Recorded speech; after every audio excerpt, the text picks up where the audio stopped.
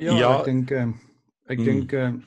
Ons vroeër in die week of net na die ding begin het met iemand gesels en toe sê die persoon hy weet almal se vrees is nou dat mense gaan gewoond raak aan die ding en nou dink nou gaan kerk oorbodig raak, maar ek dink tog op 'n manier is daar baie mense wat begin mis ook. Ek hoor baie mense besef dalk nou eers die waarde van die gemeenskap van die heiliges. Jy weet, obviously mense wat regtig gelowig is, dink ek, ons begin vir die eerste keer in 'n situasie wees soos amper soos vervolging waar ons begin voel dit om mekaar nie te sien nie. En ek dink mense begin dit waardeer. Mense mis dit. Ja, dit is vir my vreemd en ek het gister op Psalm 84 wat die hele tyd by my opgekom. En Koragite wat op die drempel van die tempel sit, wat nie kan binnekant toe gaan nie. En vir my was dit baie so, ek sit hier letterlik op die drempel van die kerk en die kerk is gesluit en ek sit in die studeerkamer en preek en my gesin kyk op die TV via YouTube na 'n diens. So dit was aan die een kant 'n goeie tweede prys, maar ek voel soos julle, ek dink hierna behoort ons baie meer te ervaar of baie meer die samekoms na waarde te skat en te sien, maar dit is tog 'n wonderlike voorreg om in vlees en bloed by mekaar te kan kom. En dit was aan die, soos ek sê, dit was goed, maar dit was aan die ander kant vir my ook, so is vreemd, want ek kyk hier vir 'n kameraatjie met 'n groen lig en ek, my vrou sê sy my vasbind aan die stoel, want ek weeg die hele tyd vorentoe en agter. Ja, maar dit is so onnatuurlik en ek dink dis deel van die hele, hoekom ons hierdie gesprek ook gedink het om dit op livestream ook of direkte uitsending te doen, dat ons nou dat ons almal tog by die huis het, dat ons oor die ding kan praat oor hoe onnatuurlik dit eintlik is om 'n erediens te hê in aanhalingstekens, maar dis 'n virtuele erediens. En 'n mens raak ook maar bewus van al die verskillende teologieë wat daar buite is. Jaco, jy het nou 'n ding deurgestuur van, het ek sy naam vergeet. Wat is daai persoon wat die virtuele Arthur Frost, ja. So die goed wat nou begin opduik, of die probleme wat nou begin opduik, is vrae soos hierdie virtuele eredienste wat ons hou, is dit nog dieselfde as 'n gewone erediens? Is daar enigstens iets is daar enige verskille daaroor en so terloops, kom ek sê net op daai punt, ons wil ook, as ons dan nou wel as ons stroom nou direk uit is en julle kan ons hoor en julle kan ons mooi sien, laat weet ons asseblief, gee maar gerus 'n kommentaar op ons blad en deel in die gesprek en praat saam met ons en wie weet, daar kan ons ook van julle vrae en so beantwoord soos wat ons nou saamgesels. So hierdie is 'n baie informele gesprek en dis eintlik ook maar 'n toets om te sien hoe hierdie direkte uitsending werk. Maar op die vorige punt wat ek nou oor waaroor ons gesels het, is oor die virtuele uitsendings. En die vraag is nou oor iets soos 'n virtuele nagmaal. Jaco, wil jy net vir ons 'n bietjie agtergrond gee oor hoe hierdie ding nou eintlik op jou, hoe jy dit nou raak gesien het en toe met ons gedeel het? Wil jy nie vir ons net so 'n bietjie daaroor vertel nie asseblief? Ja, iemand het 'n audio-klip met my gedeel van die persoon, Albert Frost, en ek ken hom van die verlede af, sonder nou om nodig in diepte in te gaan oor presies homself en so in sy teologie, wat ons miskien later 'n bietjie kan praat oor. Ek het toe net gaan kyk, wat doen hy op sy YouTube kanaal en sy onlangse goede. En toe sien ek, hy stuur elke dag 'n YouTube video uit met 'n boodskap waarin hy dan nou nagmaal saam met mense hou oor die YouTube. Maar daar's twee dinge wat ek dink my opgeval het. Is die eerste ding is die virtuele nagmaal, as ons dit dan so kan noem. Die feit dat nagmaal nou iets wat ons binne 'n kerkkonteks wil doen onder gesag van die ouderlinge, verkieslik, wat dan nou soos 'n virtuele ding raak. En die tweede ding is, dit word elke dag gedoen. En dan ook die motief hoekom dit gedoen word. Hy het in sy video gesê, die nagmaal is dan nou soos is ons fisiese genesing en ons fisiese beskerming. En ek het ook getuienis gelees wat daarbey saam aansluit, en ek gaan nou net vir die doel van die gesprek en vir publieke doeleinde is nie die persoon se naam nie, maar dis 'n prominente politieke leier wat dan dieselfde ding uitgestuur het. Een van die politieke leiers van die politieke partye wat die ding uitgestuur en gesê het, dat nadat hy positief getoets is, het hy dan elke dag nagmaal gevat en hy is nou op amper genees en dan saam met dit het gegaan nou die gebruik van sekere skrifte wat ons al gesien het in die tyd, soos Psalm 91 en verskeie ander, jy weet. Die hele idee agter hoe die nagmaal gebruik word en dan ook waarvoor het ek opgetel is baie kommerwekkend. Dis amper asof nagmaal soos 'n healing potion gebruik word. 'n beskermingspotion. Dis nou net die Engelse woord, maar is asof nagmaal nie vir die regte rede gebruik word nie en dit word dan nou afgewater en dit is totale verkeerde begrip agter wat nagmaal se betekenis is.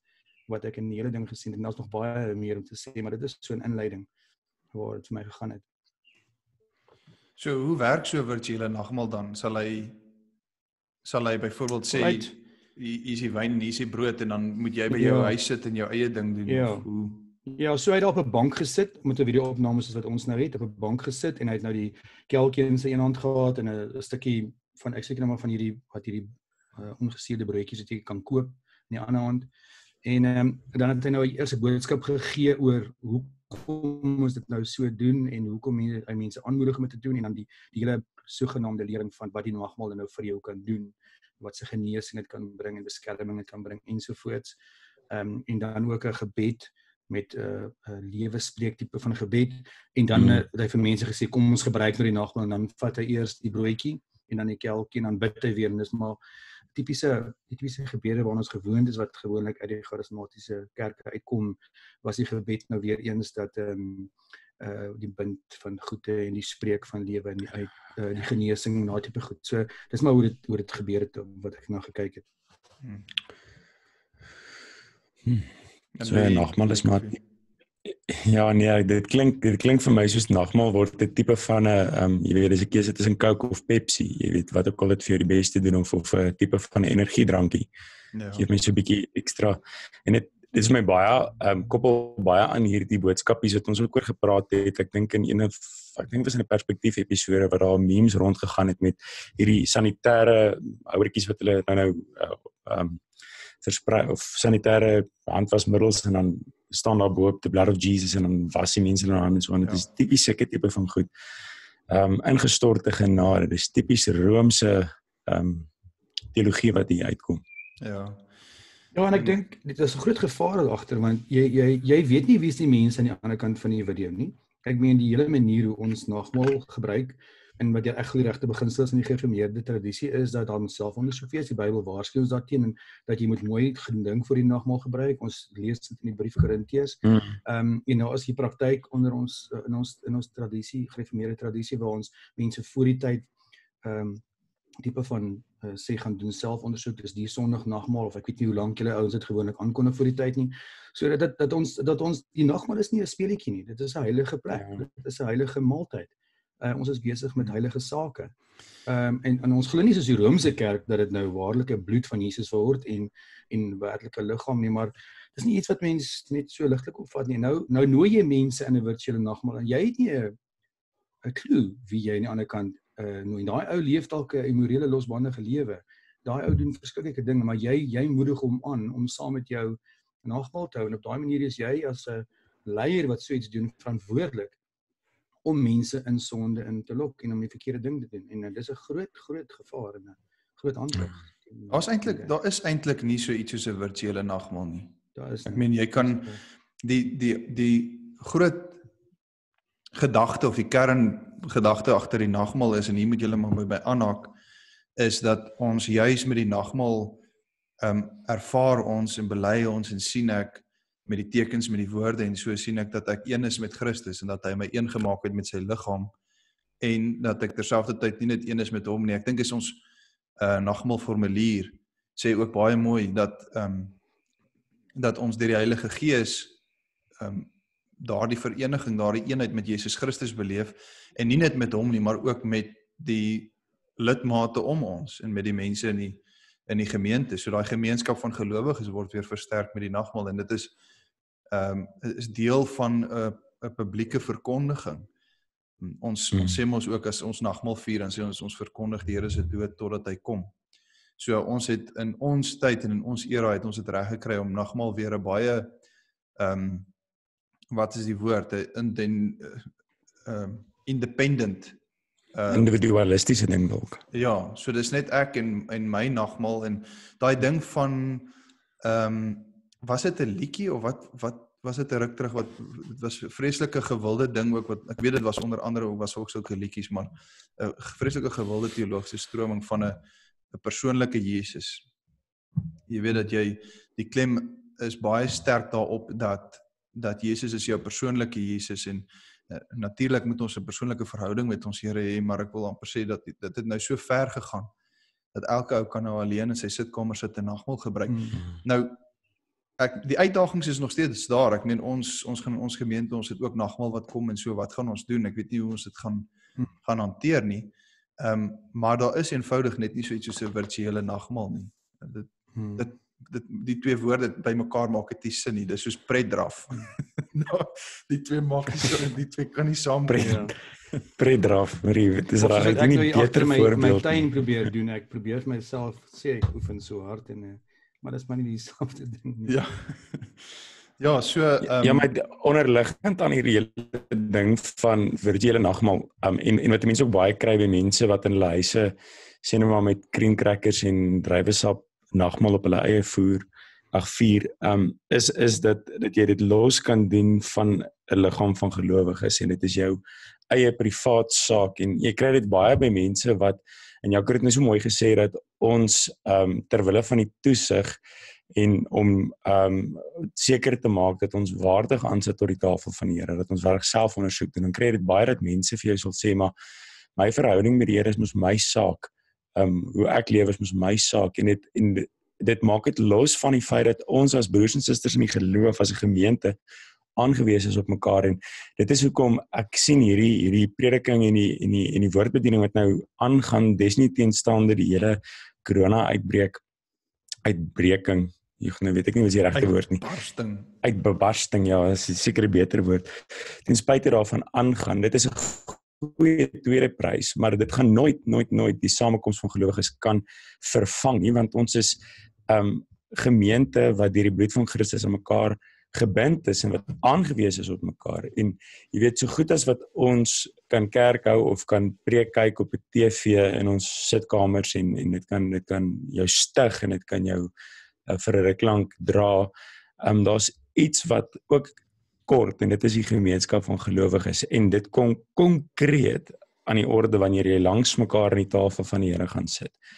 En dan het ons nog eers gepraat oor die hele onderliggende ingestorte genade en die bygelowige gebruik van die nagmaal wat eintlik onderliggend aan hierdie hele gesprek is, want dis nou een ding om dit virtueel te probeer doen, maar dis 'n ander ding, en is my kommerwekkend dat dit ook by party mense posvat is dat nagmaal is 'n tipe van 'n good luck charm. Ja, is 'n bygelowige ding, ja. Ja. Dit laat my, jy weet, ons moet nie dink, ek kyk nou net vinnig opgekyk, want die psalm het in my kop opgekom, Psalm 24, wat die vraag vra, wie mag opgaan na die berg van die Here? Ek vertaal nou direk in die Engels, want ek het dit so opgekyk. Wie mag opgaan na die berg van die Here? En dit sê daar, hy wat 'n skoon lewe het, as mense dit kan toepas. En so, die beginsel wat ons in die Bybel leer, van hoe ons na die huis van die Here toe kom, hoe ons na die tafel van die Here te kom en hoe ons deel in die genadegawes is nie 'n ligtelike omgang nie. En daarmee sê ons nie dat die algemene geloof wat ons sondig nog steeds daagliks, dat ons nie dan nou glad nie mag na die tafel toe kom nie. Natuurlik moet ons dan ook ons hart ondersoek en as jy weet, soos die Bybel ons waarsku, as jy iets teen jou broer het of as iets in die gang in jou lewe, maak eers reg voordat jy na die huis van gebed toe gaan. Maar maar as ons sien hoe die Here mense hanteer dit in die Bybel wat sy heiligheid geminag het, want dis 'n minagting van die heiligheid van die Here. Hoe die Here mense gestraf. Ons dink aan 'n paar insidente van die ouens wat net naby in die berg gekom het toe die Here die wet van die woord sy wet gegee het, hoe mense dood neergeslaan en toe die ark gekantel en die ouens die ark gekeer het en alles was 'n demonstrasie van God se heiligheid. En ek dink die boodskap vir ons, dieselfde in Paulus beklemtoon maar nie dieselfde beginsel in Korintiërs, is dat moenie die liggaam van die Here minag nie, want ons sit nou met die tempel is mos nou nie meer die fisiese tempel nie, maar Jesus Christus is nou die tempel en ons is die tempels van die Heilige Gees. So moenie die tempel minag nie, moenie die Here Jesus se liggaam minag nie en moet ook nie die tempel waarin die Heilige Gees minag nie. En as jy dan kom na die nagmaal toe, dan kom jy met die regte gesindheid, die regte houding en die regte verstaan daarvan. En as jy dit ook verkeerdelik gebruik, ons kan natuurlik die nagmaal op baie ander verskillende maniere ook verkeerd gebruik. Ja. Ek meen, ek moes myself al ook dophou. Kom ek na die nagmaal toe, dan dink ek, omdat ek die nagmaal gebruik, is ek nou meer heilig. Ja, Is dit hoe ons heilig word? Nee, dis baie dit waar. is nie hoe ons heilig word nie. Maar met ander woorde, dit is maar dieselfde beginsel. Dis 'n verkeerde gebruik van die nagmaal. As ek nou die nagmaal gebruik, soos hierdie ou nou gedoen het vir sogenaamde beskerming en heling en wat ook al, is dit maar dieselfde beginsel. Dit is maar gebaseer op totale wanbegrip van die nagmaal en 'n misbruik en 'n Ja. disregard, soos die Engels sê, vir die liggaam van die Here. Hierdie bygelowigheid rondom die nagmaal en so is iets wat ons eintlik maar altyd rondom die sakramente kry. By die doop ook. Die doop is ook baie keer iets wat vir bygelowigheid gebruik word. Is weet ek doop net my kind, want natuurlik kan dit ook 'n tradisie saak wees van tradisie. Ek doen dit net want dit is wat ons met ons kinders doen, ons doop hulle. Maar daar's party mense wat die doop ook gebruik vir bygelowige redes om my kind te beskerm of wat dit ook al mag wees. Maar so die een ding met hierdie virtuele nagmaal is daar is eenvoudig net nie so iets soos 'n virtuele nagmaal in die sin dat die gemeenskap van die gelowiges fisies daar by mekaar die eenheid met Christus en die medegelowiges meemaak nie. En dis natuurlik Efesiërs leer ons dat Jesus Christus ons die kerk is sy liggaam. En 'n liggaam moet fisies, elke deel van die liggaam is fisies by mekaar. Dis die een probleem met hierdie hele virtuele nagmaal ding. Aan die ander kant is die probleem wat julle nou ook uitlig, dat dit word gebruik vir bygelowige redes. Omdat ek nou hierdie broodjie en hierdie wyn gedrink het en 'n sekere gebed daaroor gebid het, gaan dit my genees. Maar nou is die vraag nou, wat nou van iemand wat, kom ons maak hierdie situasie waarbinne ons nou is net 10 keer erger. Ons sê ons is in 'n oorlogssituasie, of ons sê ons lockdown is nou so erg, ons grendelstaat is nou so erg. Daar is geen kerk vir die voorsienbare toekoms vir die volgende 5 jaar nie, wat ook al, ek oordryf nou. Of mense wat baie eensaam in 'n land bly en hulle kom nooit by 'n kerk nie, hulle kan nie nagmaal gebruik nie. Wat moet hulle doen? Kom ek sê wat my gedagte is ons in so 'n grendelstaat is, die lande wat vervolg word en so, en ek weet hulle gebruik, dis juis hoekom hulle Christene doodgemaak word, onder andere in ander lande, en ek sê glad nie, ek verstaan waardeur hulle gaan nie, dis al wat ek nou maar hoor van hulle, is dat hulle word juis doodgemaak vir hulle geloof, omdat hulle gevang word dat hulle saamkom. Hulle word gevang dat hulle in hulle kerklike hoedanigheid as gelowiges saamkom, en die owerheid verbied hulle om saam te kom. Dis waarom hulle gevang word. So, hulle probeer desondanks die beperkings wat daar gestel is, probeer hulle nog steeds by mekaar kom. En probeer nog steeds saam nagmaal vier. Nou sê ek nie dat ons in hierdie grendelstaat alles moet verontagsaam, want ons gaan nou nagmaal vier, dis glad nie wat ek sê nie. Ek sê net hierdie selfde vraag is nie uniek net tot ons situasie in Suid-Afrika nie, want daar's lande wat vervolg word, wat ook wil nagmaal vier, maar hulle kan nie, want die regering plaas 'n verbod daarop. So miskien moet 'n mens probeer om 'n bietjie uit te reik na buitelandse gevalle en te hoor en te probeer uitvind, hoe doen daai Christene dit, wat nie mag nagmaal gebruik nie. Ek weet nie, dis maar daar is tog 'n onderskeid nie, wanneer daar verbod is met die doel om die Christendom te onderdruk, Precies. Dan val jy binne die kategorie van burgerlike ongehoorsaamheid, waar die mens dan meer gehoorsaam is aan God as 'n mens, maar in hierdie geval, waar dit terwille van, ek dink maar landsbehoud kan ons maar sê, is, terwille van algemene gesondheid, en daar die vooruitsig is, dit kan altyd gebeur dat hierdie grendelstaat vir langryk gaan verleng word, wat ons hoop nie gaan gebeur nie, maar dit is 'n afgegrensde tydperk, en in 'n sekere sin, ek weet nie of dit volstrysmentaliteit is, dat ek my kop net in die sand druk en sê, goed, na 3 weke behoort dit beter te wees, en of dit is, soos daar baie conspiracy theories nou buitekant is, wat sê, goed, die eerste 3 weke is maar net om ons gewoon te maak aan die term, en daarna kom die werklike lockdown. Maar ek het op hierdie stadium vir jou antwoord nie. Ek weet net dat soos dit nou is dit definitief nie die beste nie. En mens moet dalk in die geskiedenis gaan kyk wat het tydens die Anglo-Boereoorlog gebeur. Toe die kerk effektief, ek weet die teologiese skool het 4 jaar glad nie studente opgelewer nie. En eers daarna 1902 of 1904 het die teologiese skool weer oopgemaak. So mens moet dalk na die geskiedenis gaan kyk wat in die verlede gebeur het. Maar weer eens, ek het nie vir jou antwoord daar nie.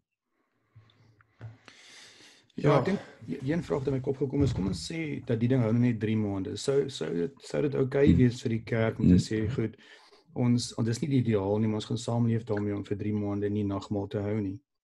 Maar sou dit dan nou langer aanhou? Wat dan dink ek kom ons by die eerste ding is, wat sou julle sê? Sou julle sê, as ons by daai punt kom dat dit nou verleng word na 3 maande, dis nie ideaal nie, maar sou dit goed wees om te sê, maar goed, ons gaan nie nagmaal hou vir die 3 maande nie. En dan, as ons by daai punt kom waar dit dan nog langer verleng word, wat gaan ons dan doen? Ek oor die huidige omstandighede sou dit in elk geval, ek weet nie of dit nou wys sou wees om in elk geval voort te gaan soos dit nou is nie. Ek dink die ding is, ons moet net mooi onthou dat ons moenie onderbeklemtoning van die nagmaal hê nie, maar ook nie oorbeklemtoning van die nagmaal nie. En die nagmaal verkondig niks anders as wat die woord reeds doen nie. Onthou wat sê ons in die geloofsbelijdenis. God het, omdat hy rekening hou met ons stomsinnigheid en swakheid, by die bediening van die woord, die sakramente gevoeg, om vir ons uitwendige gesindheid des te beter te verduidelik wat hy reeds in ons gedoen het. So die nagmaal verkondig niks anders as wat die woord nie al reeds doen nie. So as die woordbediening voortgaan, dan voel dit vir my, word hy geskryf en dan word die geloof gewek. En die geloof word deur die sakramente versterk. So ons moet dit onderbeklemtoon en sê dit is nie nodig nie. Maar mens ek dink dit is 'n ek het nou reg vir van die ouens hier gesê dis ongekarteerde waters. Ek weet nie of ons al in ons tyd so tipe van ding moes deurgegaan het nie.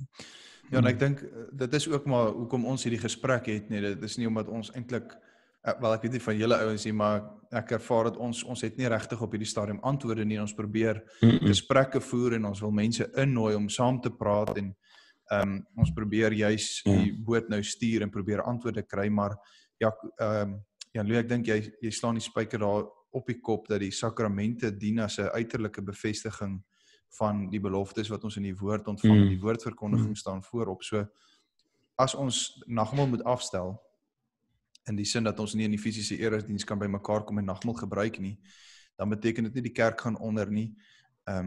Dit beteken nie ons geloof gaan onder nie. Dit gaan 'n geweldige armoede vir ons geloofslewe beteken natuurlik, en dit gaan maak dat ons des te meer verlang om weer deel te hê in die erediens en weer deel te hê in die sakramente. Dit gaan 'n verlange in ons skep. Maar as ons praat van jare en jare of oorlogssituasies of wat ook al, dan moet 'n mens in daai situasies daai ding bespreek. Is miskien nie wys om nou vooruit te praat oor iets wat nog nie daar is nie. Ja. Maar broers, ek wonder of die Ekskuus, nou praat ek oor jou. Ek weet in hierdie geval is dit 'n kwessie van ek het nie nou 'n antwoord nie, maar ek weet definitief wat nie die antwoord is nie. En die antwoord is nie om dit kunsmatig met 'n virtuele nagmaal te probeer aanpak nie. Definitief nie dit nie. Ek bedoel, gaan jy dan nou virtuele doop doen? Ekskuus. Nee, ek hoor jou, Jan-Louis, gaan aan. Nee, wel ek weet ek doen nou half 'n grap daarvan maak. Ek dink die motief, kyk, die angstigheid agter die ding is natuurlik die waarde, ongesonde waarde wat daar agter sit. Want dit dit is gevaarlik om te sê, maar ek dink julle hoor wat ek sê. Ons het nou net vir mekaar gesê, ons wil dit nie onderspeel en dit is baie belangrik, maar as jy genesingswaarde daaraan koppel en as jy geestelike beskerming daaraan koppel, soos baie van die ouens dan nou doen wat dit so gebruik, elke dag gebruik, want dan word mos nou soos 'n potion, dan is jy amper afhanklik van dit, want dit is nou in jou geloof is dit vir jou medisyne. Dit beskerm jou teen demone en dit bring vir jou genesing. So dan gaan hierdie ding vir jou baie belangrik wees in hierdie tyd, maar dan is dit die motivering daarachter is omdat jy verkeerde betekenis motiewe daarachter gekoppel het. So en dan dieselfde met wanneer jy voel as ek die nagmaal mis, dan ontbreek ek aan heiligheid. Daarom voel jy ek moet die nagmaal gebruik. Dan is dit dieselfde verkeerde motivering, en so ek dink hierdie angstigheid agter dit en dat dit moet gebeur, spreek amper aan dat daar motiewe is wat bevraagteken moet word. Julle, ek dink ons het 'n paar gedagtes hieroor bietjie oor gesels. Ek weet nie of van julle die kommentaar en so op Facebook dop nie. Ons nooi die mense uit om met ons te gesels. Iemand wat dalk vir ons insig het om te deel, doen dit asseblief. Terwyl ons bietjie daarna loer na die bietjie wag vir kommentaar en so om in te kom as daar enige vrae is of enigiemand wat insette wil lewer, julle is welkom. Kom ons gesels oor die volgende een. So eintlik los ons mekaar nou hier net op 'n onsekerheid, want ons het soos Jan-Louis baie goed gesê het, ons het die antwoord dat virtuele nagmaal is nie nagmaal nie, daar is nie so iets nie. Maar wat ons in die toekoms gaan doen as ons Grendelstaat aanhou, dit is sake wat ons gaan moet bespreek as ons daar kom, maar virtuele nagmaal is nie die roete om te gaan nie, daar is nie, ons het 'n fisiese eenheid met die kerk wat ons moet beleef. Die tweede ding, ons bespreek baie keer op Skriptura die charismatiese teologie en charismatiese stroming en so. En die rede is eenvoudig omdat dit die hoofstroom in Suid-Afrika is en miskien ter wêreld, ek weet nie. Maar in Suid-Afrika het ons baie te doen met goed soos spreeklewe, spreek in tale, kontak jou engel selfs, allerhande vreemde idees en so, en een van die vrae wat ons die meeste kry is die vraag oor spreek in tale. Nou, as jy na hierdie video kyk, of as jy na hierdie podcast luister, ek is seker ons sal hom na die tyd as 'n podcast kan uitgee, daar is 'n deel op ons webblad, wat gaan oor die charismatiese teologie, wat gaan oor spreek in tale, ons het selfs daar 'n wonderlike episode, wat eintlik iets van 'n persoonlike getuienis is van Jaco self, Jaco wat uit die charismatiese beweging uitkom. So hy wat hier saam met ons nou ook vanoggend is, vanmiddag, ekskuus, gids, waar is ek? Hy wat vanmiddag hier saam met ons is eintlik ook 'n baie waardevolle persoon om te hê wanneer ons praat oor die charismatiese beweging. So gaan kyk op ons webblad na daai episodes, maar kom ons praat net nou op hierdie video baie pertinent en spesifiek oor spreek in tale. Met ander woorde, spreek in tale bedoel die luisteraars mense wat in onverstaanbare klanke begin skreeu en praat en geluide maak. Dit is spreek in tale, hoe die charismate dit sien. Jaco, miskien kan jy net bietjie meer inligting gee oor wat spreek in tale is, of hoe die charismatiese strominge dit sien. Maar dit het nie begin doen nie. Ja. Ja, partykeer klink ek of ek so praat, maar anyway. So ja, daar is verskillende, ek dink die twee hoofbegrippe daaroor is, die een begrip is dat daar 'n engeletaal is, soos wat ons daar in Korintiërs 13 lees, daar in die begin, al spreek ek in die tale van engele. So daar's 'n begrip dat daar een of ander onverstaanbare, onmenslike, buiteaardse taal is, wat mens ontvang, en waarin jy kan praat, wat jy self nie verstaan nie. Dis amper soos 'n direkte lyn na die hemel toe. Jy praat, dis die gees wat deur jou praat, so jy is nou regtig direk met die hemel in kontak, as jy so kan sê. Jy weet, in daai taal verstaan jy nie, die duiwel verstaan dit nie, en net God verstaan dit, en nou bid jy daai direkte wil van God in hierdie engeletaal, hierdie onmenslike taal. Dis 'n direkte verbinding met die hemel. En dis iets, daai spesifieke gawe is iets wat vir almal gegee word beweer. Almal kan dit hê. Dis die mees algemene siening, so wat beteken dat baie mense jaag dit na. Baie mense voel 'n geestelike tekort in hulle lewe, want hulle sien ander praat daarin en hulle kry dit nie reg nie. So dis amper soos ek weet toe ek gestudeer het hulle gepraat van die two-class Christianity. So jy kry die gewone Christen wat nou nog die amateur is en dan kry jy die higher class Christianity, en dis nou wanneer jy nou hierdie gawe ontvang en dan is jy dit nou gearriveer tipe van, en ek sê dit nou met respek natuurlik. Maar dis die een idee wat daar is oor die ding, en daai taal hoef nie noodwendig uitgelê te word nie. Hy kan in jou binnekamer gepraat word, en ander ouens praat hom ook sommer in die publiek, en of Paulus nog gesê het net 2 of 3, en dit moet uitgelê word uit ander reëls, en ek weet ook nie heeltemal hoe verklaar daai reëls nie, maar jy sal dit in kerke sien gebeur, jy sal dit op 'n publieke plekke sien gebeur. Ek het al gehoor hoe iemand dit in die regering bid, met die parlementsitting bid, so daai goed gebeur, maar oral. Dis die een idee. Dan is die ander idee dat daar is die vermoë wat die Here vir jou gee om dan nou in 'n mensetaal te praat. Jy sê vir nou Grieks, Hebreëus of Italiaans of wat ook al is.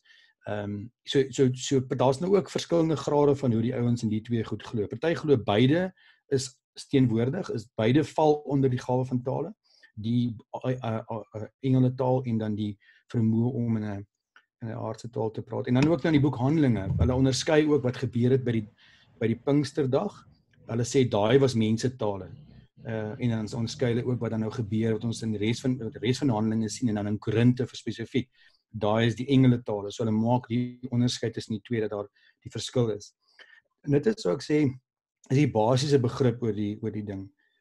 En my eenvoudige begrip is, daar is net in die hele Bybel geen mens, engel of God wat ooit in enige ander taal gepraat het as 'n verstaanbare mensetaal nie. En die gawe is die vermoë om in Russies te kan praat terwyl jy dit nooit kan gepraat het. En ja, terwyl ek so na jou luister, is my oorweldigende indruk, en hulle sê uitverkiesing is 'n moeilike leerstelling om te verstaan. Ek is heeltemal seker presies hoe hulle by alles uitkom wat jy nou net vir ons gesê het nie. Ja, ek dink die uitdaging is dat vir my ek het altyd verstaan mense wat spreek in tale en so glo net 'n bietjie anders as ek. Maar hoe langer ek met hulle leer te doen het en hoe meer ek daarmee daarvan hoor en in ons gesprekke ook wat ons het in Jaco, ons gesprekke wat ons al gehad het, of as mens boeke soos Charismatic Chaos van John MacArthur en so gaan lees, en kom jy agter maar dat hierdie tale en so is iets wat 'n mens eintlik baie mooi moet aanspreek. En ek dink mense wat in hierdie bewegings, in die charismatiese bewegings is, ek gaan nie van hier af sê jy's nie 'n Christen nie. Dit is glad nie my bedoeling nie. Maar hierdie tipe praktyke is praktyke wat ons in die lig van die skrif moet gaan stel en sê, maar ons vind nie so iets in die skrif nie. En ek dink die uitdaging is daarin, want dit gaan juis oor skrif beskouing, en mense gaan direk vir jou vat na tekste soos Korinteërs toe wat sê, maar mense praat in tale en hoe verstaan ons dan daardie dinge? So ek besef, deur net hierdie te sê en op dit ook nog 'n direkte uitsending te doen, maak ons ribbes baie wyd oop vir kritiek en aanvalle en so, ek besef dit. Maar dan is die boodskap ten minste dan net daar, en dan het 'n mens ten minste geleentheid om met iemand te praat en te sê, ons is bereid om daaroor te gesels. Want ek dink, dit kom alles neer hier op, onder andere, maar hoofsaaklik op skrifbeskouing. En daar's 'n manier van kyk na die skrif in die sin, dat daardie besondere apostoliese gawes, en met apostoliese gawes bedoel ek daai wonders wat die apostels kon doen, soos siekes gesond maak, tale praat ensovoorts. Seker is beskou die skrif so, dat daai gawes is nog nie verby nie. Daai tyd gaan nou nog aan. Ander is, soos ek self en julle beskou die skrif so, dat daar 'n einde gekom het aan die apostoliese gawes. Wil julle miskien net gou eers daar inkom?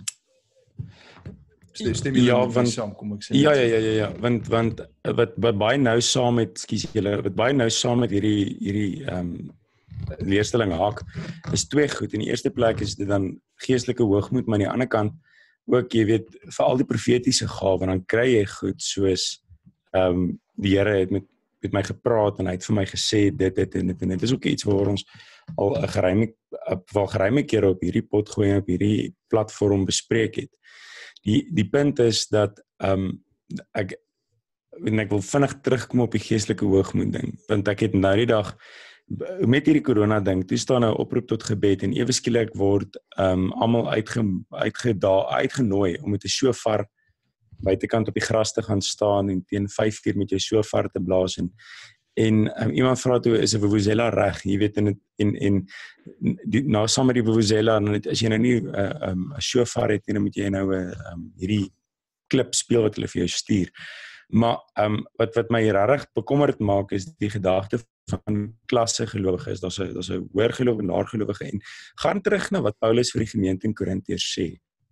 En dit tref my baie mooi dat die konteks van die tale en alles nooit ek het glad nie gehoor in die uitleg wat Jaco nou van gegee het van hoe hulle daarby uitkom nie. Ek het glad nie gehoor dat hulle die konteks van die skrifgedeelte mooi byreken nie. En as mens mooi gaan kyk na wat Paulus daar vir die Korintiërs sê, dan weet ons hulle het in 'n groot mate met mekaar gewedywer oor die geestelike gawes en hulle het sekere gawes van 'n hoër rangorde gesien en van hulle met 'n laer rangorde en byvoorbeeld tipies nou liefde, geloof, hoop. Dis die dinge wat van die laer orde was. En as jy in tale kon praat, dan as jy nou nader aan God, dan het jy 'n hoër gawe en as jy belangriker, dan wek dit geestelike meerderwaardigheid en dan is dit nou juis en kom ons nou terug by wat ons nou gesê het oor die gemeenskap van gelowiges, dan trek dit letterlik die gemeenskap van gelowiges uit mekaar uit. En daarom Paulus kom in hoofstuk 12, 13, 14 en hy praat met hulle oor die geestelike gawes en hy sê ek wil nie dat julle moet onkundig wees oor hierdie goed nie. Niemand kan Jesus Christus Here noem as dit nie deur die Gees is nie. En dan bring hy hulle en wat my so opval is dat ons dink altyd aan 1 Korintiërs 13 as hierdie verskriklike mooi ode tot die liefde en dit is eintlik glad nie dit as jy mooi gaan kyk na die konteks.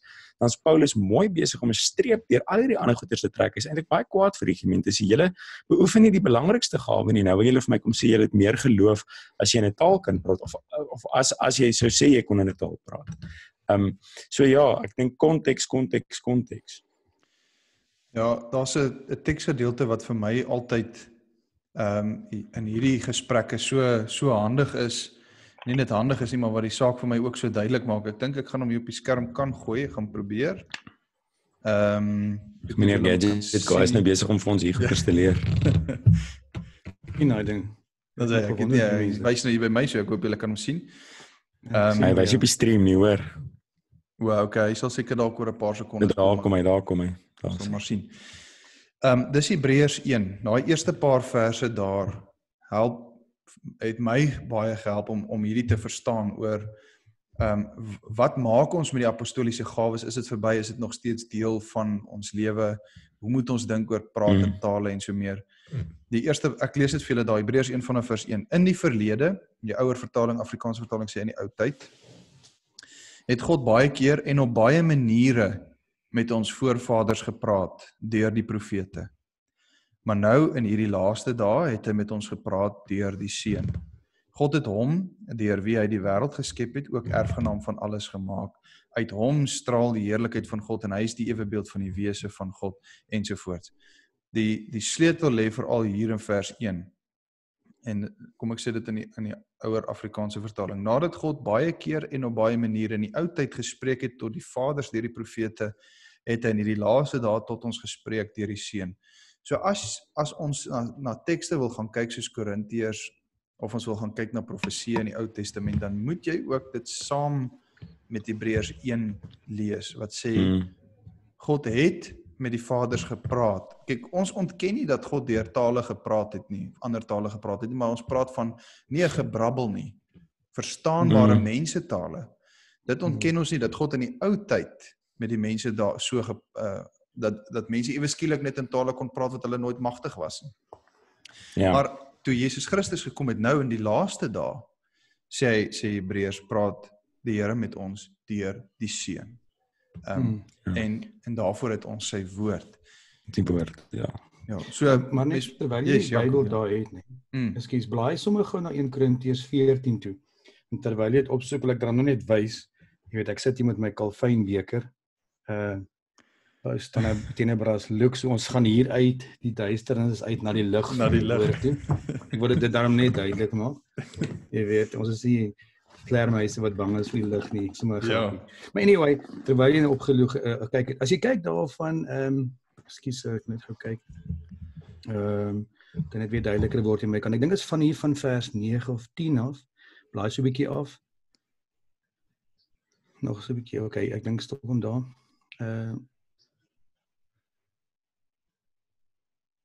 Waar is die gedeelte nou? Hy sê, waar Paulus praat van... Is dit nie vers 10 hier nie? Daar is, wie weet hoeveel soorte tale in die wêreld, en die ene sonder betekenis. Hy praat van die trompet, en hy praat van al die instrumente, is bietjie hoor, ekskuus daar van vers 7 af, vers 7 af. Praat van die trompet, en hy praat van allerlei musiekinstrumente, en hoe hulle ook geluide maak, en dis belangrik om hierdie ding raak te sien, want dit is hoe ons konteks gebruik. Wat taal praat Paulus hiervan? as hy praat van die tale wat uit in vers 1 en 2, want die groot kontroversie in die hoofstuk is vers 1 en 2, waar ons die idee kry van die direkte lyn na die hemel toe. So ons moet die vraag vra, wat is die aard van die tale wat Paulus hiervan praat? En as ek kyk wat Paulus hier sê, hy sê, as die beel musiek maak of die fluit musiek maak, daar is orde, dis 'n verstaanbare klank, daar's met ander woorde, dit is as 'n melodie. So Paulus praat hier van verstaanbare taal. Hy in my opinie spreek hy juis hierdie konsep wat so bekend was aan die Korinte, wat uit die heidense godsdienst gekom het, wat gewoond was aan hierdie brabbeltale. Hy wys juis vir hulle dat die taal nie is soos daai wat julle aan gewoond was nie. Want as jy hierdie taal praat, dit is 'n taal met orde, dit is verstaanbaar, dit is duidelik, dit maak logies sin. Jy kan luister as jy al verstaan jy nie Russies nie, en jy luister na iemand wat Russies praat. Jy kan hoor die persoon praat met orde, daar's struktuur in die taal. So Paulus praat duidelik hier sodat die konteks van hierdie taal wat hy hier gebruik is nie hierdie brabbeltaal nie. Dis mensetale. En as jy verder die hoofstuk aflees, praat hy onder baie duidelik van vir wie dit is. Dis vir ongelowiges, dis nie vir gelowiges nie. Ja. So die hele idee dat daar 'n gebedstaal is wat ek nou 'n direkte lyn na die hemel toe kry, is nie in stryd met wat Paulus oor die hele gedeelte praat. En ook as jy die woord wat hy hier gebruik vir tale gebruik, selfs in Korintiërs 12 en vergelyk met Handelinge, dit is presies dieselfde woord. En daai woord glossalia het net 2 betekenisse. Dit verwys na die fisiese tong of dit verwys na die fisiese taal. Dis net een van daai 2 en dis konstant hoe die Nuwe Testament die woord gebruik. En duidelik hieruit kan ons sien dit praat van 'n taal, die taal wat jy praat of Afrikaans of Engels praat, nie na die fisiese tong nie. So die idee dat daar hierdie onbekende geheime taal is nie vir my in lyn met wat ons duidelik in die skrif sien, as ons konstant met die skrif is nie. Die ander ding wat ek wil noem is, as ons aan die waarde dink van 'n taal, dink dit gewoon die idee van ek wat met God in hierdie onbekende taal praat wat ek nie eens 'n idee het nie. Die Bybel leer vir ons baie duidelik dat die gawes was met die doel van stigting. Ja, en dit was doel om betekenis te bring. Nou, die manier hoe hierdie onbekende alien taal werk, dit is amper soos 'n, nou vra jy vir die mense, maar okay, wat is die doel daarvan? Dan sê hulle ja, maar ek ervaar 'n stuk geestelike emosionele ekstase. Ek voel goed na die tyd. So, die Here het nog nooit mense gestig sonder met verstand nie. As die Here met ons praat, dan vertel hy vir ons wie is Jesus, en dan sien ons Jesus Christus in die woord van die Here, en dan voel ons opgewonde. Ek wil graag die woord gevoel gebruik, want ons is nie met 'n dooie godsdienst besig nie. Maar ek hoor die woord van die Here, en dit maak my opgewonde, want ek verhoor van die verlossing, ek hoor van vergifnis, ek hoor van die genade. En nou bid ek in 'n ongekende taal, ek ervaar een of ander emosionele meditasie, opgewondenheid, ekstase, wat geen bron het nie. Waaraan koppel ek dit? Ek kan nie sê, ek het nou gehoor van Jesus, daarom is ek opgewonde. Ek is opgewonde oor iets waarvan ek nie eens weet nie. So die hele konsep is net teenstrydig met hoe die Here gewerk het en nog steeds werk. Maar wat so mooi is van wat jy sê, Jaco, is dat ons rasionele staan nie teenoor die emosionele nie. Dit is juist wanneer ons mooi besef hoe God werk en hoe hy wat en hoe hy in ons gewerk het en wat hy deur Christus gedoen het, dat dit my oorbring na daai emosionele besef van, maar ek is 'n onwaardige sondaar. En wat vir my so, en ek sê dit met baie, ek wil dit met baie nederigheid sê, want ons is nie beter as mense wat hierdie dwalinge volg nie. Dit is juist hoekom ons hierdie goed aan die lig wil bring, ons wil mense opwek en om na die woord toe te gaan. Nou kan ek net nie onthou wat presies die omstandighede was nie, maar dit was nou onlangs in die nuus van hierdie pastoor wat in tale gepraat het, en toe het hy eintlik een of ander, het was nie Russies of iets wat hy gepraat, hy het Kaman tale gepraat, en toe is iemand in die gehoor van daai spesifieke volk, en dit is sy moedertaal gewees, en hy was besig om hulle die mense nou kom om die bos te lei. Maar die ding met hierdie pratende tale ding is dit vir my dat dit so geweldig gekoppel word aan die emosie, dat 'n mens die laaste ruk het jy nou gesien, veral nou met hierdie corona, het ek 'n video gesien van 'n vrou wat op Facebook is dit brabbeltaal en dit klink vir my na herhaling van dieselfde goed. Dat dit naderhand vir my baie mystiek lyk, amper soos die Hindoes en die oosterse godsdienste gaan om in 'n tipe van trance in te gaan. En dan kom jy nou terug na Paulus wat sê eerder 5 woorde met my verstand as 1000 daar sonder. En hoeveel keer het ons die voorbeeld van ons Here Jesus wat bid en van gelowiges wat bid en wat in verstaanbare woorde en taal en klanke bid en hoe dit stigting bring en hoe daai gebeure vir ons nog in die Bybel opgeteken is as indien nie model gebeure nie, maar as voorbeelde van hoe gelowiges hoef te bid. Die absolute skuif van rasioneel teenoor emosioneel is vir my onlogies. Ja. En dit sluit eintlik weer aan by ons gesprek oor die nagmaal, oor die kerk, oor die liggaam van Christus, want jy sien vroeër in die ou tyd, in die apostoliese tyd met die apostoliese gawes gee die Here die gawe van die tale tot stigting van die kerk. So die gawes wat die Here vir gelowiges gee, is daar tot diensbaarheid in die gemeente. Is nie daar sodat jy kan sê, kyk, ek het my tang, hulle praat ons van, ek het my tang gevind, ek het my tong gevind, my taal gevind. Dit gaan nie daaroor dat jy iets het om op te roem nie. So sou hy in sulke brabbeltaal wou kommunikeer met ons, dan sou dit wees tot stigting van die gemeente. En op hierdie stadium kan ek nie sien hoe so brabbeltaal enigstens tot stigting is nie. Behalwe dat mense aanleiding gee om te roem op iets, een of ander geestelike vlak wat hy bereik het. Is ek verkeerd as ek sê dat die praat in tale ook baie sterk koppel, Jaco, jy kan ons nou dalk hiermee help met die profetiese ding, dat dit half op 'n manier ook, ek praat in 'n taal en ek het nou woord gekry van die Here en nou sê ek dit vir die gemeente. Ja, dit is ook vreemd, nee. Kyk, Radio Scriptura is gebaseer op 2 Timoteus 3 vers 16 tot 17 en saam daarmee 2 Petrus 1 vers 19 tot 21 is vir my 2 kernbegrippe in die woord wat hierdie ding fenomenon weerspreek. Want eerstens die woord as twee groot begrippe in die woord in die hele woord en dan veral in die Nuwe Testament. Christus is genoeg, al genoegsaam. 1 en 2 Kolossense leer vir ons dat die gelowige in Christus kom niks kort nie. Ons het alles in Christus. Met ander woorde, die idee dat ek nou nog 'n spesiale taal nodig het om gestig te word of goed gevoed te word, gaan teen die beginsel van die algenoegsaamheid van Christus. Ek het nie 'n spesiale taal nodig om 'n hoër vlak van geestelikheid of Christelikheid te bereik nie. Dit gaan ook teen die beginsels van alomteenwoordigheid van God se soewereiniteit, want hoekom moet ek nou in 'n taal bid wat die duiwel nie kan hoor nie, sodat God my nou kan help. En dan gaan dit ook, daai 2 tekste wat ek nou genoem het, sê baie duidelik, die skrif is volledig en genoeg. God het ons 'n skrif gegee wat ons toerus vir alles en vir elke goeie werk om hierdie Christelike lewe te leef. Die oomblik as ek sê, maar ek kort hierdie taal om iets meer te hê, dan sê ons die skrif en Christus is nie genoegsaam vir die geestelike lewe, Christelike lewenswandel nie.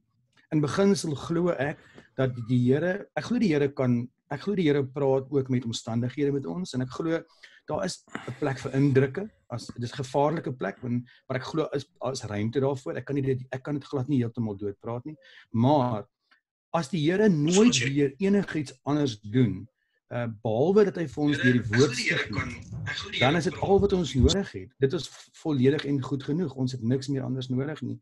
So die hele beginsel dat ek nou hierdie taal nodig het en dat dan nou profesie nog steeds nodig is, beteken dat die skrif nie goed genoeg is vir die kerk en vir die Christen om die lewenswandel te leef nie. En ek gebruik baie keer, ekskuus man, ek is net hierdie illustrasie. Hier het ek nou my Bybel langs my. Dit is die foutlose woord, gesaghebende woord van God. Die Bybel is uitgeasem en nog steeds lewendig en aktief. Dit is wat ek hier langs my het. Nou gaan God met my direk in my kop praat, in my gebroke verstand, met 'n taal wat ek sukkel om selfs behoorlik uit te spreek, terwyl sy gesaghebende woord hier langs my lê. Maak dit sin? Gaan die Here nou in die kerk 'n ander ou oproep en sê, kom vorentoe, so spreek die Here, terwyl die Here se woord daar lê.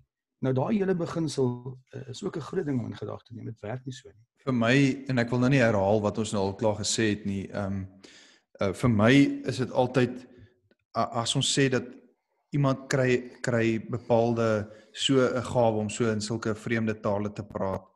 En die ou kry visioene en daai ou kry drome en hier sit ek op my eiland en ek het die Bybel. Dit voel vir my, en ek sê dit met alle respek, asof God dubbelstandaarde het.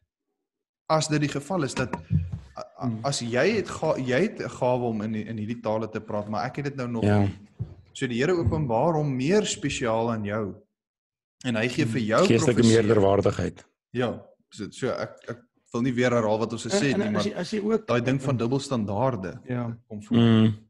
En dis nou nie om en ek wat ek nou sê ek met baie versigtigheid en respek. En dis nou nie om kerke te mekaar af te speel nie, maar as jy nou vat en jy kyk net self na die reformatie, is een van die grootste herlewings wat baie mense al herken het naas Pinkster. As jy kyk en jy dink aan die Christus gesentreerde teologie wat daaruit gekom het.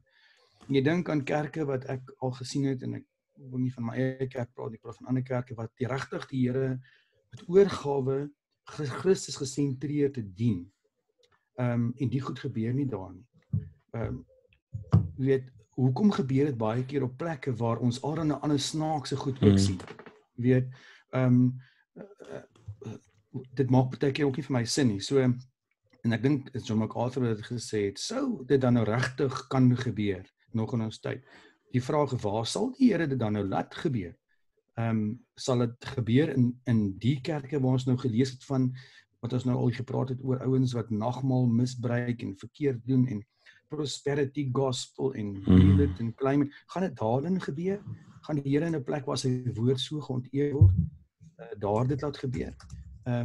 So ja, ek dink mense moet daarin ook dink.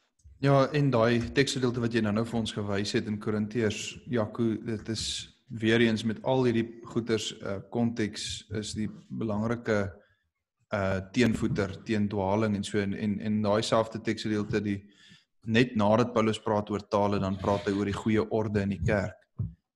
En as jy op YouTube gaan soek vir sulke byeenkomste waar die mense in sulke vreemde tale goed begin praat, daar is nie orde nie. Daar is geen orde daar nie. Okay, julle so dit was nou 2 lywige kwessies wat ons sommer so op ons heel eerste direkte uitsending hanteer het. En miskien kan ons 'n bietjie met ons gehoor gesels. Ek sien ons het hier 'n paar ouens wat saam gesels en saam kyk. Dit is vir ons baie lekker om op die manier ook met ons gehoor betrokke te raak. Ek sien, hallo Peter Venter. Peter praat van die nagmaal. So ons rewind gaan ons gaan gou terug op ons eerste onderwerp oor die nagmaal.